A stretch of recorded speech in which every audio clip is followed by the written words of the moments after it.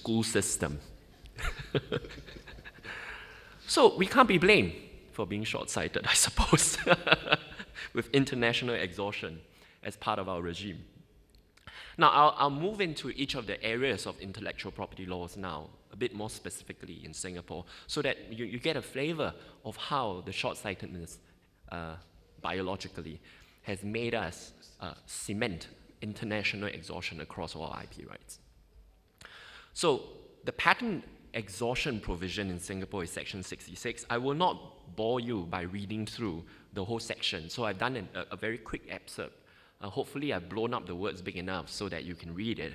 But to aid you, because I know there might be other short-sighted people among you, and it might be difficult to read, I will read it for you. The problem now is I don't only have short-sightedness, I also have long-sightedness, so I need to move my progressive up a little bit.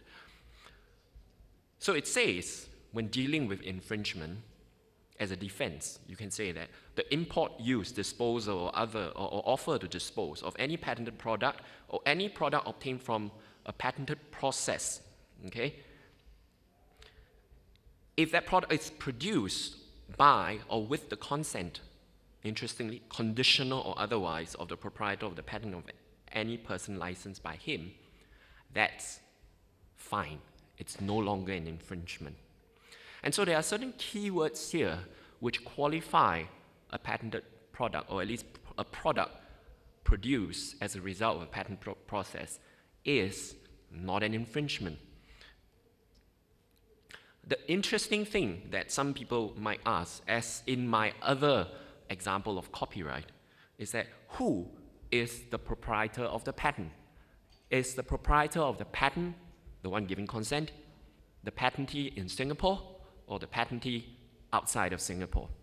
And under our laws, again, just like our copyright provision, it says it includes a patent granted in any country outside Singapore. So obviously, the proprietor of the patent could be the proprietor of the patent outside Singapore, and consent has been received there. The import of the product is not an infringement. So again, it's international exhaustion. So here, you will see also a very interesting phraseology, which is that the product must be produced by or with the consent, conditional or otherwise. And so what is conditional or otherwise? It simply means that if the consent for the making of the product had any conditions attached to it, for example, you cannot sell it in another country, that is ignored. It is irrelevant whether there are any conditions attached to the consent. If consent is given, it is given. Full stop. So in our law, there have been cases on this. It is considered a deeming provision for exhaustion. And it pervades all our other IP laws. As you will see, the words conditional or otherwise exists in trademark law and design law. Okay. There is a specific exhaustion provision as well in Singapore. So we saw a general exhaustion provision, but there's a specific exhaustion provision that deals with pharmaceutical products. I will not go into a lot more detail here because I'm running out of time, but I'll just put it up on the screen so you can read it very quickly.